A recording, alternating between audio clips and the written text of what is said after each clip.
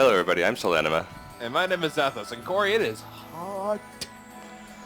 Oh, why don't you tell me about that?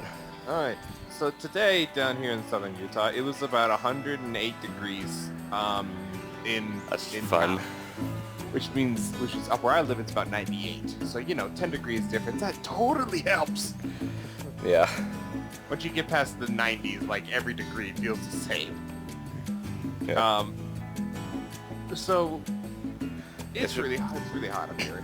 Yeah, I'm not going to complain too much because I live in Washington, and although it's hot for what I've been used to the past few months, like I don't like how hot it is. It's only been like the 70s, maybe the low 80s on an especially hot day. Yeah, and for me it's a little bit more brutal. Yeah, But, that's why I say I'm not going to complain too much. nah. I'll complain a little bit because I don't like the heat, but Yeah. I know that wherever I'm feeling right now, you've got to be feeling 10 times worse. Although I imagine you do have air conditioning. A little bit. Whereas I have no air conditioning, so that's the one thing I have. The one thing that makes my situation worse, but I think that they usually offset each other. See, the big problem here is that is that if I could do it the way that I wanted to, I would have the air conditioning set to like 60 degrees forever. Yeah. Okay, but it's always set to 78 because my mom controls the damn thermostat. She likes it a lot warmer. Yep. So there's that. And On that note, well, not to actually, I don't know if I ever checked. How old is your mom? she's coming up on 60. Do you ever notice that when people approach like the retirement age or are retired, people always like to move to places like California or Florida or Arizona, like really hot places? Do you just enjoy the heat more as you grow older? It's mostly because like as you grow older, the cold starts affecting you harder. I guess that makes sense. Like you know the thing about like an old woman knowing it's going to rain by feeling it in her bones. Yeah, I've heard that. There's some truth to that statement. Yeah. Where like your body becomes really sensitive to things like that, where air pressure can make your joints hurt. Yeah. Yeah. Anyways, so my mom's here, and it's really fucking hot, and I remember before I started working at Taco Bell and Staples, I used to work for my dad's friend whose name is Roy. I had to remember his name. I wanted to say Ron, but no, it's Yeah. Roy. And Roy is a construction worker, and he can hire other people for help and pretty much get paid under the table, and that's fine, whatever. It's probably illegal, but I don't care.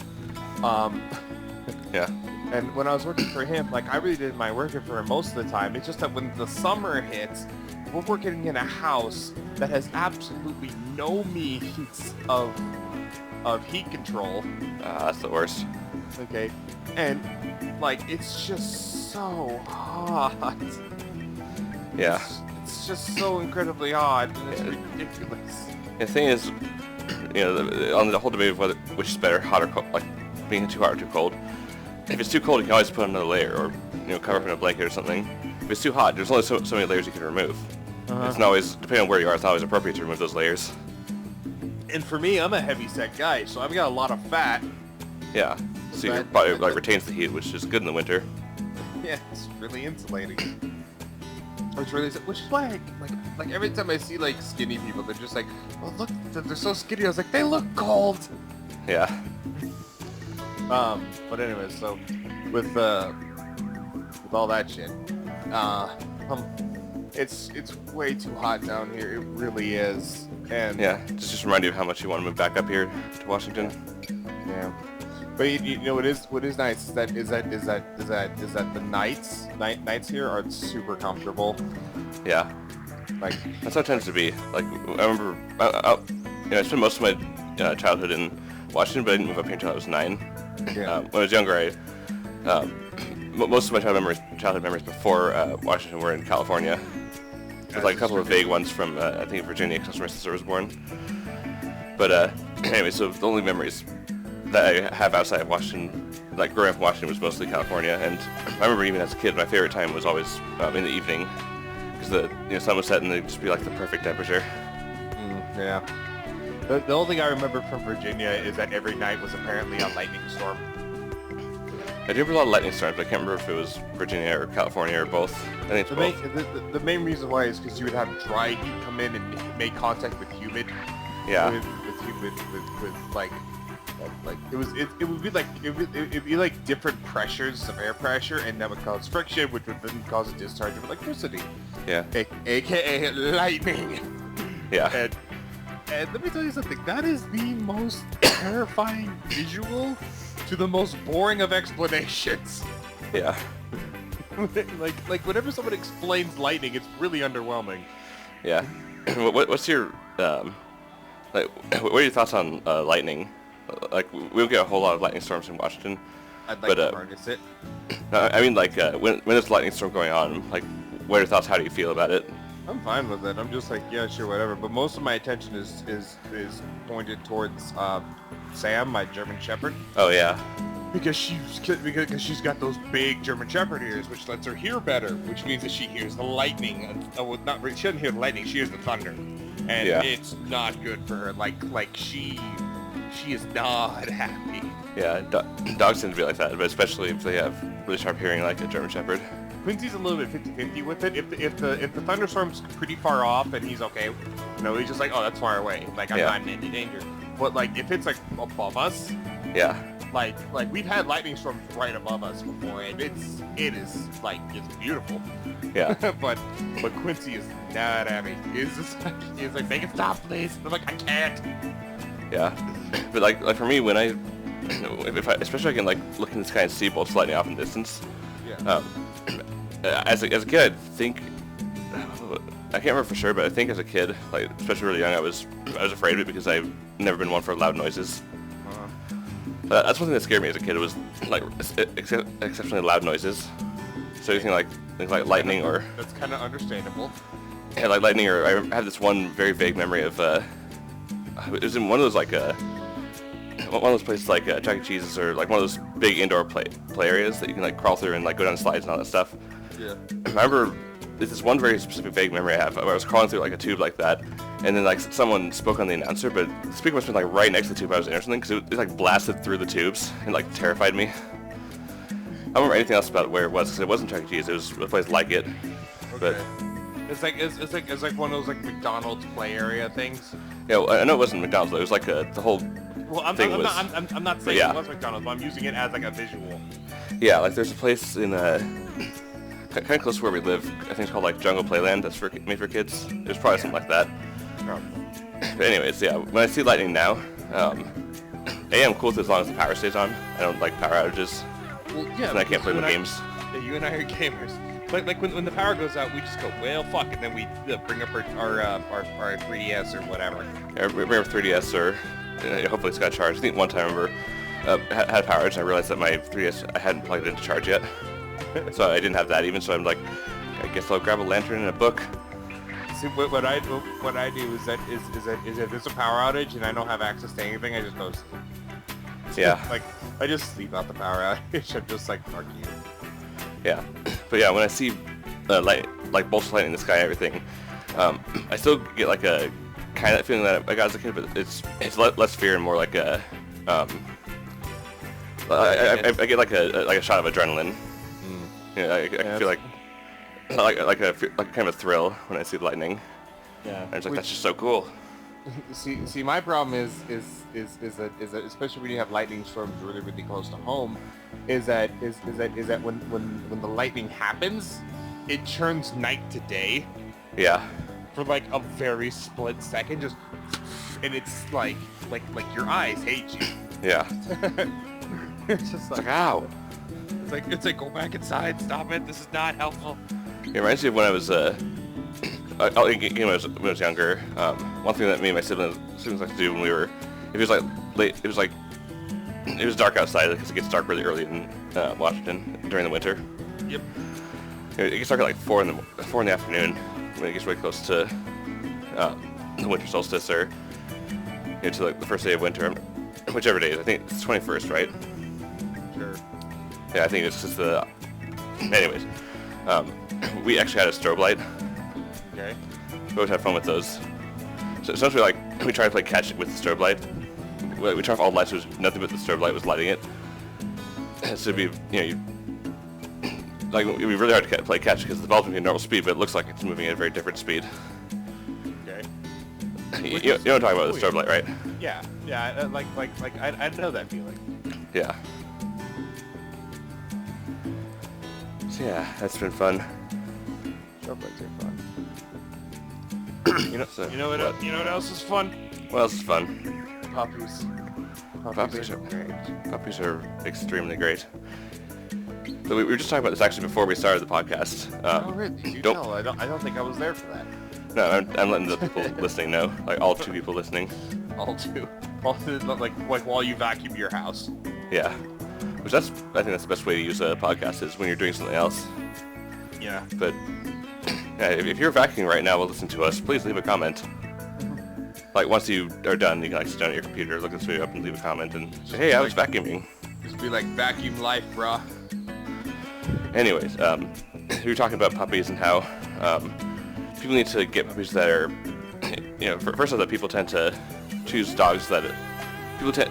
I feel like small dogs get a bad rep for being aggressive and annoying, and I think that's less to do with the dog breed and more to do with the type of owner who gets the dog. Yeah. Because any dog can be a well-trained dog. It's just that like if you have someone who doesn't train the dog, and the dog doesn't have any parameters. If the dog doesn't have any parameters, the dog does what it wants. And if you try to punish the dog for doing what it wants, and when it's never been punished, it's just going to see it as an attack, and then it's going to defend itself. Yeah. Which, like, I don't blame the dog. I blame the owner. So. Like it's kind of like when I was up in Washington, I was living with Josh. He has 2 sisters, and they both have dogs. One of them is Pickles, one of them is Peanut. And yeah, I remember you like yell at them in some of our collab videos around that time. Yeah, and so they're both small dogs. I don't really necessarily hate them. Peanut has a horrible thing of pissing on everything. Yeah, probably because it wasn't trained right. Yeah, it wasn't trained out of him. He was never neutered or anything, which like that's most of my experience. Most of my experience is with neutered dogs. Yeah.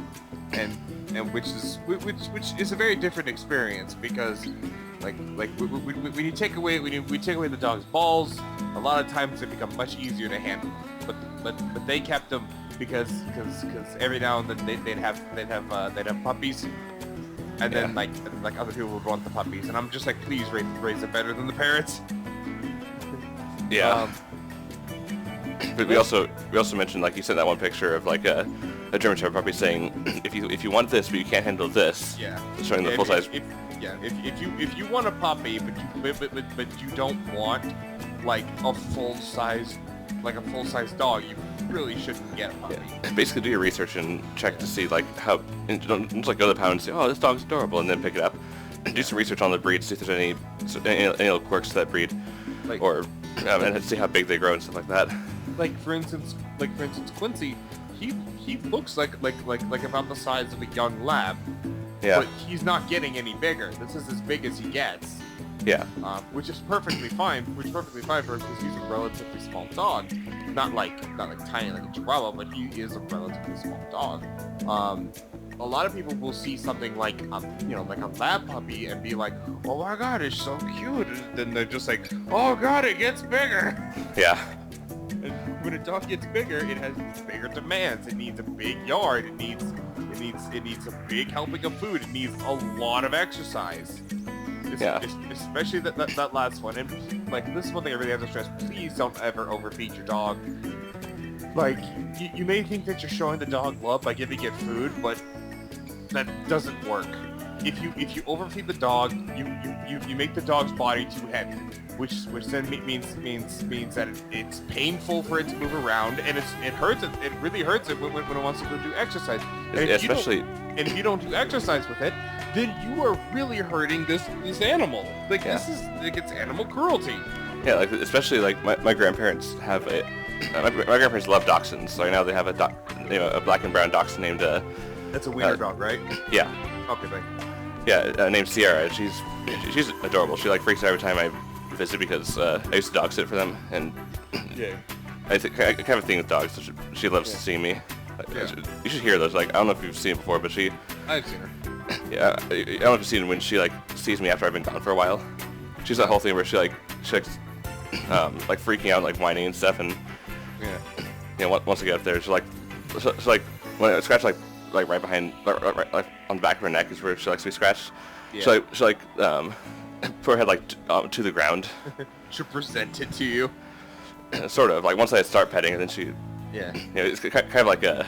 It is. Like I guess it would be like a submissive valley. She sees me as her, if not her master, then one of her masters. As we run along. Yeah, but they've recently had some problems with their dog Sierra because they treat her really well. They take her on walks a lot. Which is good. Yeah, they make sure to feed her not too much. I haven't seen Sierra when you come home after a while, but I have seen Sierra, and Sierra always looked pretty healthy. Yeah, and the dog before that, Oscar, was relatively healthy too. Oscar is in like Oscar Mayer. Yeah, that's where they got the name. Oscar Mayer Wiener Dog. Yep. Cool. So anyways, in both cases, dachshunds, because of their body shape, tend to have back problems. Especially if you overfeed them. Like, if they get overweight, that can be a serious problem. You really can. It's actually very dangerous for them. Yeah, like in this case, they do a good job of making sure Sierra exercises and eats well and all that stuff. But they still have some minor problems every once in a while because Sierra's a very energetic dog, and she likes to jump up on the couch or like run down their stairs. Yeah, and which can lead to like pulling a muscle or injury. Yeah. Which, like that's the thing that I have with Sam. German Shepherds, their whole body shape is that they're tall in the front and low in the back, which makes them fantastic sprinters. Yeah, I believe it. But like they develop lower back problems and back leg problems and whatnot because of it as they get older. Like my first dog Haley, she had a huge amount of problems when she was getting up there in the years, and it was really painful to watch. Yeah, I believe it. It was depressing. I mean, like one of her favorite things to do with Haley. Like we're gonna get sentimental here for a little bit, but But one thing that was great is that when Haley was a puppy, we would take a soccer ball and deflate it a bit. Yeah. So she could get her mouth on it. Yeah. And then we would kick it up into the air, and then she'd try to catch it. Yeah. And one of the things she did is that if you got it just right, you kick it up, and then as it's coming down, she would go to stand up, and then you go, and then it would get stuck in her mouth. And she'd be really energetic, and then towards the end of her life, that energy was kind of gone. Like you said, if you wanted to go kick the ball, yeah, she'd kind of get excited, but she wouldn't try to catch it. She wouldn't really run for it. She'd kind of trot for it. Yeah. And when she got she did a lot of things really gingerly because she was in a lot of pain, and so. You gotta be really careful with dogs because you get if you're just oh, I'm just gonna get a dog, it's gonna be adorable. It's not a decoration. You're making a commitment. It's a living animal. You need to treat it well. It's a part of it becomes a part of your family. Yeah. It's like I've noticed that my dog Reggie's kind of getting up there in years. Yeah. I don't know how long Cavaliers usually tend to live, but he's definitely among the older. Yeah. I can't remember his exact age, but he's at least 10, probably a little older than that. But he, I've noticed, I don't know if I've mentioned before, but I noticed that he seems to be they live somewhere between 9 and 14 years.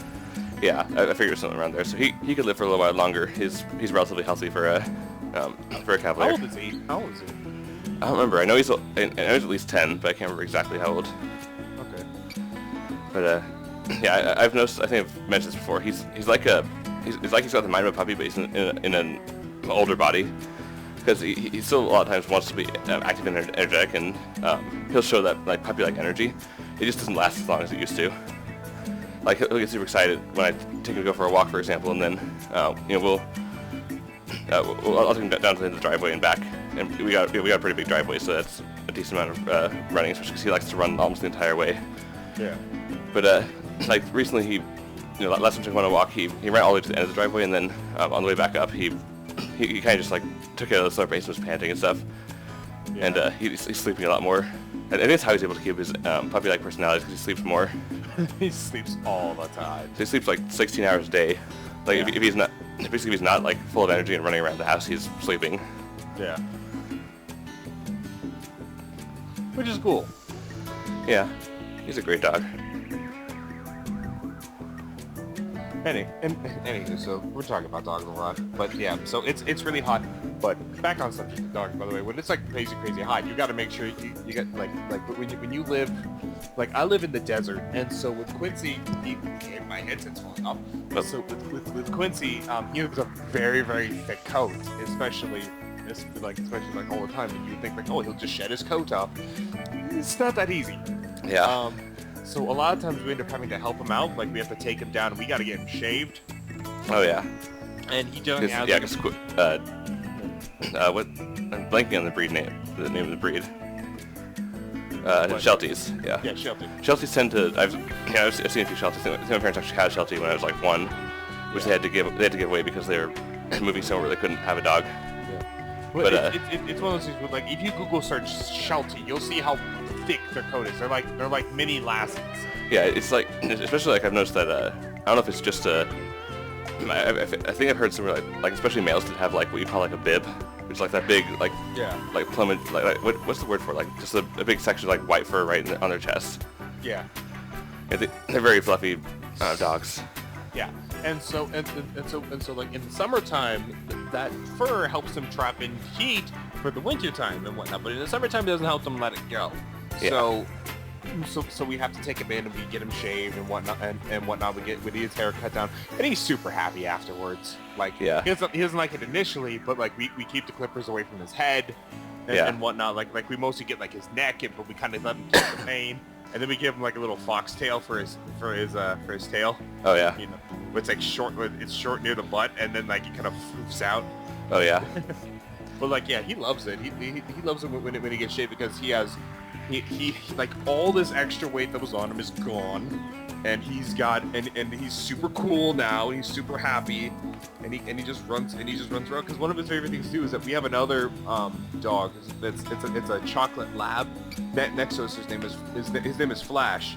And my favorite thing to do is just give Quincy exercise. I don't have to do shit because he doesn't chase balls. I don't know why. Quincy doesn't chase balls. He chases Sam when she chases her ball, but he doesn't chase the ball. Yeah. Okay. But all I have to do is that I have to look over at Flash and say, "Hey, Flash," and then Quincy will get up and just start running up and down the fence after like with Flash. And there is a track that he has dug into the ground from how much it is he's drawn up and down that thing. Yeah. Yeah. Yeah, at times. We don't have to worry too much about like maintenance for Reggie during the heat. He tends to shed twice a year. Once right at the beginning of like the end of spring, beginning of summer, and once on in towards like near the end of the fall. Yeah. Because he sheds his winter coat for the summer, and he sheds his summer coat for the winter. Yeah. And as long as my mom like brushes him, I think she usually brushes him daily, maybe a few times, maybe sometimes like at least once a week, to help with the shedding and all that. Yeah, I got you. But yeah, he's pretty happy. That's one thing I want to bring up is if anyone listening just happens to be looking to get a dog, just do your research. Yeah, really. Like what I was mentioned before, like the whole size issue. Make sure that it's not going to grow up too big for wherever you're living. There's a thing on YouTube called Pets 101 where they tell you about like a dog, and they give you like 5 minutes to explain the dog, its behaviors, how important training is to it. Yeah, they make sure you're aware of any kind of health concerns or like what kind of environment is best. Like there's some dogs will say like this dog tends to overheat, so if you live in a hot environment, it may not be the best choice for you. Yeah. Or this dog has this kind of health problem that you should be aware of. Yeah, it's like for instance, like Dalmatians, the person I can think of. Like a lot of people are like, oh hey, Dalmatians, they're cool because they got those spots and stuff. But the problem is that getting the Dalmatians those spots gave them a fuck ton of health problems. Yeah. Like I'm serious. Like you're gonna be spending like $1,000 for the Dalmatian, and you're gonna be spending like 20 grand on its health bills. Yeah. It is like the Dalmatian has a lot of health problems and it sucks. But like for something like a pug, like pugs generally don't have too many health problems aside from a few respiratory things. Pugs and like English bulldogs. Yeah, the most important thing is that if the pug ever goes into water or anything like that, you got to make sure you take a towel and you clean out those folds. Yeah. On its face and whatnot, because those cause infections, right? It can cause infections. It can cause rash. It can cause a rash and whatnot. And like, okay, so if it causes a rash, then that means it's going to irritate the skin. If it irritates the skin, that means it's going to scrape away at the skin. If it scrapes away at the skin, it scrapes away. It scrapes away like layers of protection.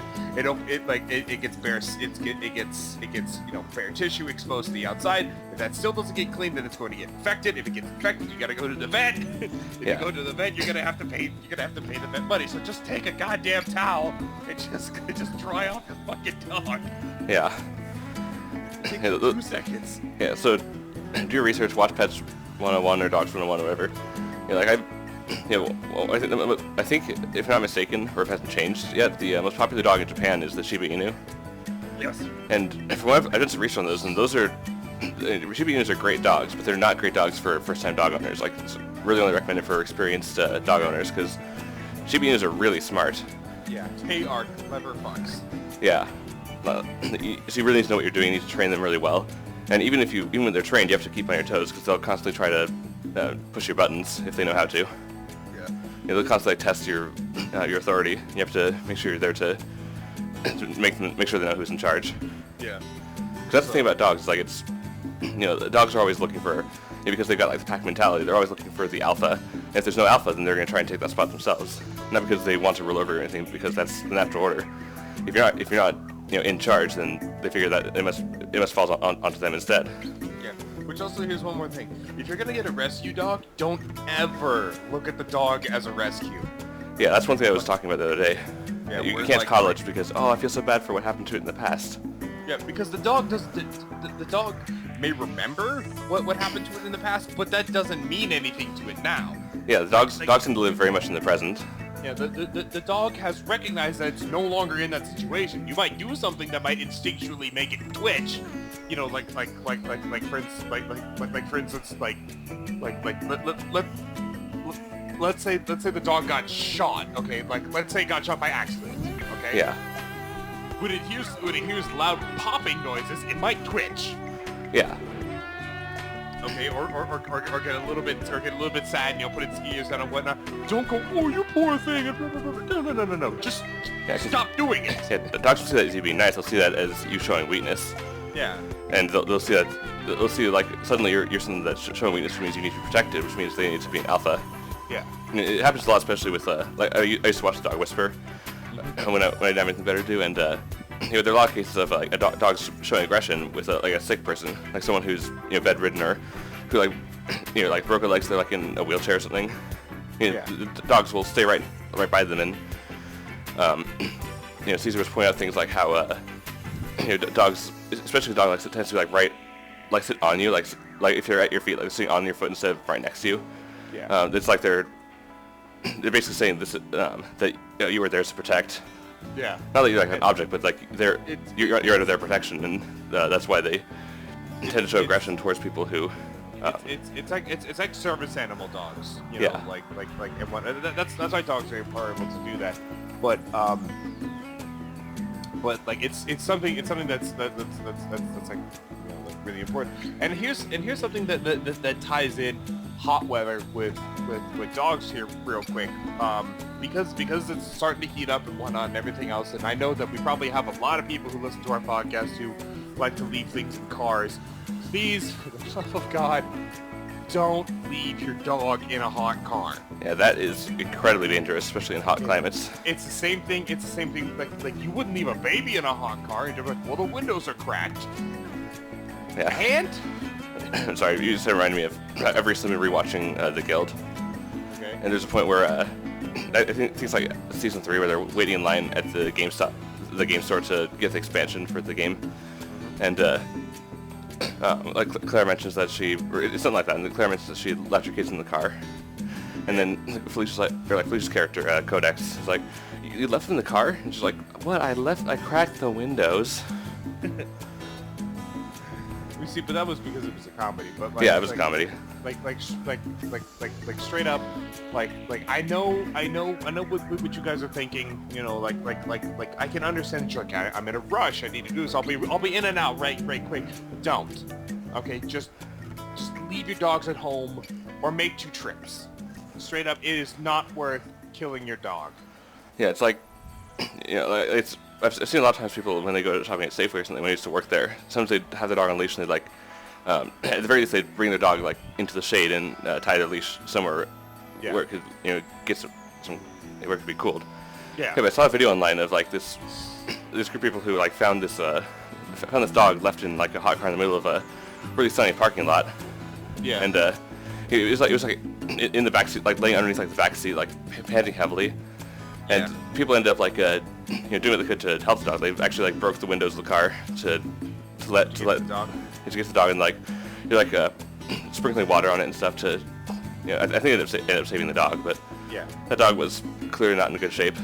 No, it wasn't, and it's very tragic, and one thing that's really important here is that there's actually a huge thing with canine units down here in Utah and in Nevada and everything like that, where a lot of canine units or canine dogs are overheating in the car because it's so hot.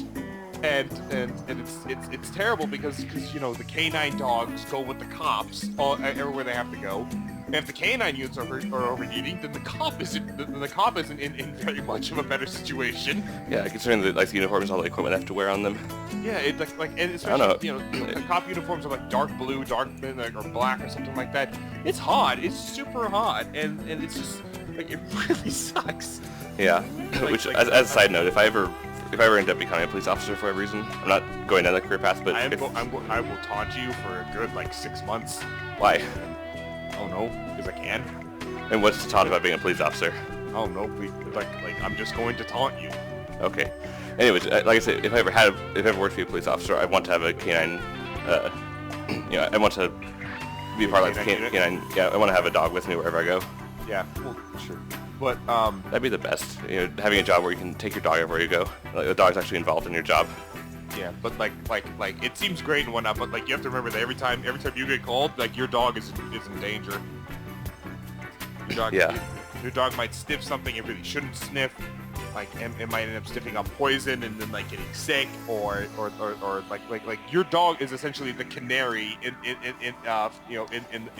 the mine. Yeah. Don't get attached to the canary, because if the canary dies, we have to that's what they used it for. Yeah. So getting attached to canary is not a wise thing to do. But yeah. So basically, I guess this is kind of a very strange roundabout PSA about hey, keep yourself hydrated, keep your dogs hydrated. Remember, however much water that you need to drink, your dogs need to drink about the same. Especially if they're big dogs or heavy dogs or whatnot, like German Shepherds, Saint Bernards, Great Danes. They have to drink a lot of water, especially in this hot climate. And remember, you can't force your dog to drink, but keep it available. Put some ice in their water to help them out a little bit. Just get that water into their system. I have a hard time with Quincy because Quincy doesn't drink a lot of water, because when he got debarked, if he drinks water, he kind of has a coughing fit. Yeah. So it's very difficult to get Quincy to drink water. But what I do is that we just when we go to feed him, we kind of make his food into soup. You add water to it, so he's getting some more water while he eats. Yeah. And so that's the best. That's one of the best things that we can do. But do what you can for your damn dog. Yeah. It reminds me of when I was my last dog. I had Rudy. He was also a Cavalier. And one thing that is common amongst a lot of Cavaliers is Cavaliers have a history of heart problems. Mm-hmm. As a breed, they have a significantly higher chance of getting a heart problem than most other breeds. As is tradition. Yeah, so he had an enlarged heart, and he had to we had to give him pills for that. Yeah. We had a lot of different methods. I think the method that worked the best was when we smashed the pill between 2 marshmallows, and then just gave him the marshmallows, and he'd eat those, and inadvertently swallow the pill. Before that, though, my mom tried putting it in with his food, and I think that worked a couple times. But one time he finished eating, and she looked at the dish, and it was completely licked clean except for the pill sitting right in the middle. I'd eaten around the pill. They're just well, shit. Yeah. So yeah. He was a good dog, and that's the example of just because a dog is dogs have certain dog breeds have certain characteristics that they follow, but like Cavaliers, for example, tend to be like, they're really exemplify the term man's best friend, because they're the kind of dog who just wants to be with you, and they're very eager to please, that kind of thing. So they're very easy to train. Yeah. They're really great dogs. But you have a hard time finding two dogs that are more different than Reggie and Rudy. Rudy was lazy. He didn't do very much. He barked at me twice in his entire life. Reggie can't go like an hour without barking at something. And he's like super full of energy, and he's a great dog. He's not the most well-behaved dog. Yeah. That'd be weird for me. What? Like a dog that doesn't bark. I'd be like, what's wrong with you? Yeah, he's just a very chill dog. He spent a lot of time sleeping. He'd make his rounds. I call it making his rounds. I would be like, remember doing homework, and he can just like nudge his way into the room, and just, like sniff around and then leave. Like once a day, he'd sniff the entire house down. He's like, what's going on in here? Alright, I guess we're good. Yeah. There's also a dog, I don't know if you ever saw Rudy or not. Probably not. He was the dog, we referred to him as what do we call him? We had a name for him because he only had one eye. Because when he got a little bit older, like I think he was like maybe like around 6 or 8, somewhere in that range, he got glaucoma in one of his eyes and had to have it removed. Okay. Which looked weird at first, because they had to like shave the fur away from the area, and the eye was gone, so it was like stitched closed. But eventually, like once they removed the stitches and the fur grew back, it was kind of easy to miss. He was just a one-eyed dog. Yeah. And you're just like, huh. Yeah. Sometimes I'd forget about that, and then I'd look like, oh yeah, you only have one eye, don't you? So anyways, yeah. Dogs are great. I love dogs. We just spent an entire episode talking about dogs. Yeah, that wasn't even... I mean, we didn't really have any plans to talk about how hot it is. Yeah. But yeah, so... In summarization, it's hot as fuck. Keep yourself hydrated. Take good care of your dogs. If you're planning on getting a dog, Do your research. do your research. Do your homework. And above all, don't be a prick. Yeah. And we can probably talk for a little bit longer. The podcast hasn't... I think it's approaching the 40-minute mark, but Okay. we've gone as long as like an hour and 20 minutes before. I think it was the episode where we had Scott and we talked about D&D. We went on for like an hour and a half. That was great. Yeah. So yeah, what else is going on with you? Seen any good shows recently? There's this one anime that I watched. I don't think you're very familiar with it. It's called Konosuba. It's kind of a little bit underground. Yeah. I'm not actually... I have no idea how popular it actually is, but... It's fairly popular. Yeah.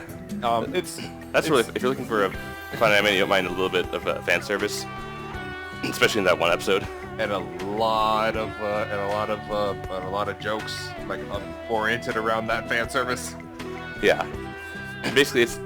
I remember I found out about... the first I heard about the series was an article that was titled like Konosuba is like a drunken game of D&D. And like, yeah, that's a pretty good synopsis of it, because especially since we're playing it a lot, it does feel a lot like D&D in anime form. Yeah. Like the characters make a party, but they're all like really dysfunctional in different ways. Like just for one, I'm not gonna go through all of them, but for one example, a mage girl who's casts really powerful explosion magic, but she refuses to cast anything else, and one cast will not only drain all of her mana, but just wipe her out for... she can't cast anymore that day. It should be exhausted. Yeah, but it's really powerful explosion magic. It's like, it's super good. Unfortunately. Once you use it, that's it. It's not that she can't cast anything but explosion magic, it's that she refuses to because she thinks explosion magic is so cool. Yeah. She's like, I want to cast anything less than explosion magic. To be fair, explosion magic is pretty cool. Yeah, it really is. Like every time that's one thing I noticed, that every time she cast it in the anime, it never got old. Like every time the animation, like the way she like spoke the incantation, and like the whole build up to it, it was cool every single time. Explosion. And her character is great. She reminds me so much of Rita Mordio. Yeah, she's like if you mixed Rita Mordio with the girl from that Kawaii Goo anime whose name escapes me. Rika from... Thank you. From something. Yeah, the girl with the eye patch who has... It's from I can't remember the Japanese word for it, but it's 8th grade syndrome. Yeah, 8th grade syndrome, whatever the fuck it's called. Like, it's funny. It's a pretty well-known series. A lot of people have probably heard of it. If you mix Rika with Rita Mordio from Tales of Vesperia, you'd have this character.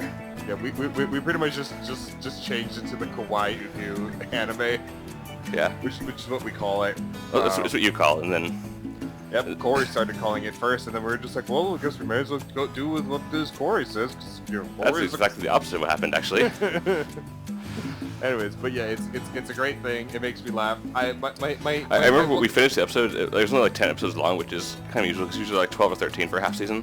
I love that it was so short. I absolutely love it. I'm not complaining, I'm just saying it was only 10 episodes, which is unusual. We finished it, and you're like, oh, is that last episode? And I'm like, yeah. It's like, oh, what do you know? A new anime doesn't suck. That was like the first thing you said after we finished the last episode. Yeah. Which I like that. Yeah, shows you that, you know, the anime industry isn't completely out of ideas yet. Yeah. It did the best thing it could do, where it gave us an overarching plot, and it never, like it didn't finish the initial plot. Which Yeah, is like, they've already confirmed a second season. Like the whole idea is like kill the Demon King. It's just like, okay, that's what we have to do, and they never once fought the Demon King. We haven't even seen the Demon King yet, and I'm just like, yay! We've only met 2 of his servants. One of them spoiler alert, one of them they defeat, and the other one is actually like a friend of theirs. Again, long story. Which I love the thing. But my big problem with it is that there's one episode they kind of rely on flashbacks for in terms of telling the story of like what happened, because like we saw this new character, we're like, are we supposed to have known this character and whatnot, because like we're a little bit confused. Yeah, and the character's and then they kind of filled us in. I was just like, oh, okay, yeah. Okay, got it. Okay, I get the impression that, I'm assuming this is based off of a manga or something, because a lot of anime is anyway. Yeah, but I feel like there's like story arcs that happen in the manga that they didn't have time for in the anime. Yeah, which that's fine. Yeah. But they hadn't enough time for like a holiday themed one, which I mean, I guess it makes sense, you know. Yeah. Because one thing I like about it is that there isn't a single episode of Konosuba that I would consider filler, which Yeah. There are sections of episodes that were filler, but like every episode served a purpose. Yeah. Even the second to last episode, I think it was one of those, I think it was like episode 8 or 9 that it was like the super fan servicey one. Yeah, like even that one helped to kind of like illustrate the world a little bit better, and I was like, cool. And also, that's the one thing. I feel like it gave me a great idea for like a D&D campaign, which I'm currently working on. Yeah, but that's one thing I've noticed is that the best filler is the filler that. Sure, it's not like essential to the central plot, but it still adds to the world. Yeah. And so if you can show something like that, then the fillers is a lot more entertaining. Yeah. Anyway. I'm trying to think of an example. Like there's, like for example, my favorite episode of you haven't seen Clan After Story yet, have you? No. There's actually an episode of After Story specifically that is my favorite, where it's not even about the main characters. I mean, the main characters are there, but the whole episode is, or a good portion of the episode at least, is the one of the side characters talking about his past as a musician. Okay.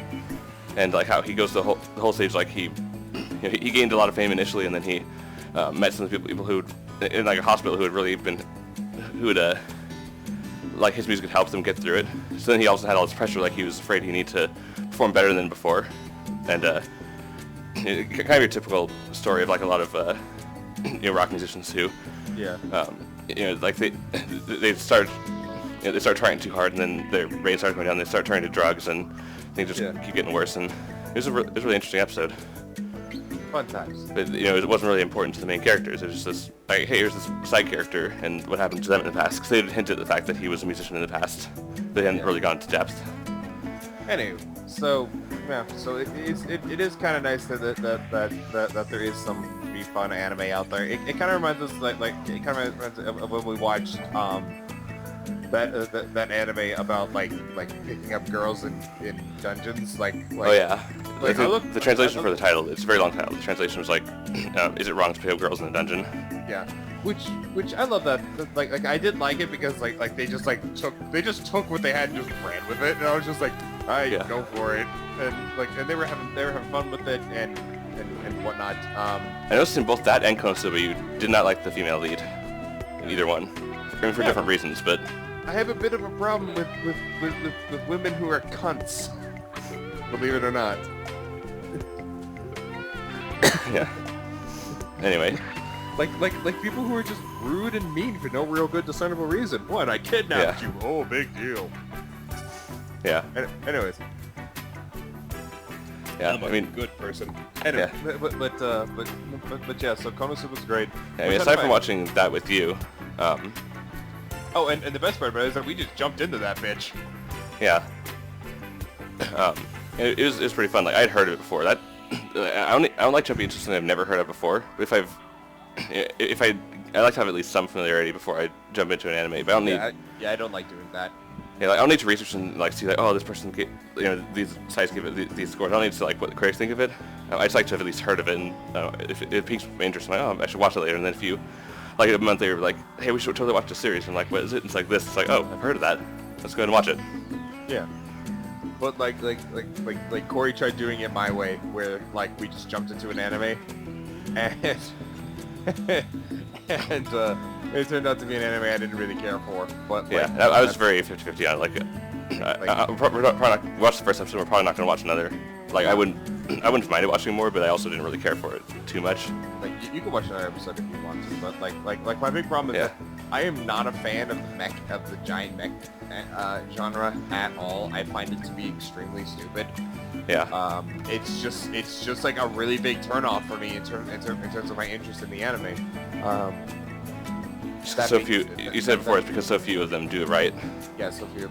So few of them do it in a way that I enjoy it, which I'm going to word it that way because some people just like, oh, giant mech animes are the best because all this and that and this and that. And I'm just like, okay, cool, that's you. I don't really have any like genres that I don't like in anime, but I've also been watching it for as long as you have, so I haven't had a chance to develop that.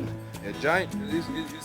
I feel like my favorite giant mech animes are things like Big O, where like where 90% of the anime has nothing to do with the giant robot. Yeah. And then like something happens with the giant robot's gotta happen. You know, and it's one of those things where like most of the time I'm not even paying attention to the giant robot fight. I'm mostly focusing on like the dialogue.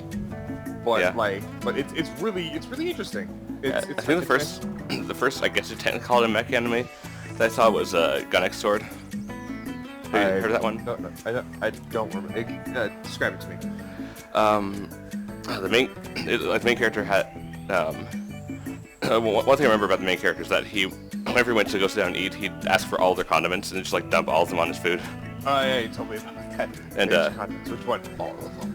Yeah, like he'd sit there, like they'd be telling him like what they name for, like, cause I think he's like a mercenary of some kind, like he helps people out. So he'd be like they'd be telling him the story. You just see him like pouring like ridiculous amounts like ketchup and mustard and all this stuff on him, and like in the middle of them, like telling him the problem, he'd take a bite. He's like, "Dang, this is delicious." I'm sorry, go on. But yeah, like every episode, it has like a pattern, like certain series I've seen before, where like the big fight, like every episode leads to some kind of big fight where he summons like a giant mech, which I don't remember the very many details, but like he summons a giant mech to have a big mech battle at the end of each episode. But aside from that, you never really see the mech, so it's not. I don't know if I consider it a mech anime technically, since it's not all about the mechs; it's about the characters more. Which is something that's a very dangerous line to tread. Yeah. When it comes to mech anime, because some people like it's just like all about the mech fights, and some people like are more about like character development. And for me, like my first mech anime was Gundam Wing. Yeah. Which I was just like, that's cool. Which it was kind of difficult for me to follow as a kid. Yeah. Like I'm sure if I watched it again, I'd probably understand it better. Yeah. But it was kind of difficult for me to follow. And then people are just like, oh, Evangelion is the greatest, anime ever, and I try to watch. I was like, oh my god, I don't care. Yeah, I've never seen Evangelion, so I don't have an opinion. And it relatively follows the whole system, where it doesn't focus mostly on the mechs until like way later on in the series, where like the mechs kind of like have meaning, where like they're both metaphors and like literal and all this stuff. It's an anime that tries a little bit too hard. I'm gonna get crucified for that. But it's like you, actor. I'm harshly criticizing Ocarina of Time on the internet. I'm gonna get crucified. But yeah, so that's what I imagine that's topic we can go more in depth on for our future upcoming podcast, Unpopular Opinions.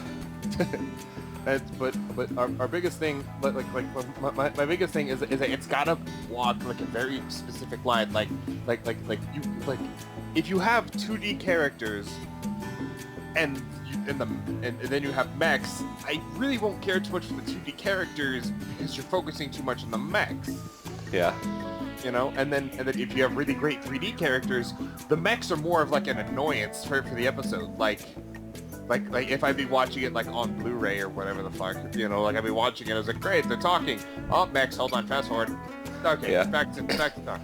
It's like how I remember when I first introduced you to the game Sakura Wars, I mentioned that there were mechs in it, and I could see like on your face you immediately was like, oh, like you didn't really want to play. I'm like, well, I backed up, like, hold on, there are mechs, but they're not like giant mechs. There's like there's something between like mechs and like there's something between mechs and like power armor. Yeah. It's weird. And also, you don't really see those mechs aside from at the end of each chapter. Instead, you spend like 2 hours talking to characters and walking around the city, and then like half an hour in actual mech battles for each chapter. Yeah.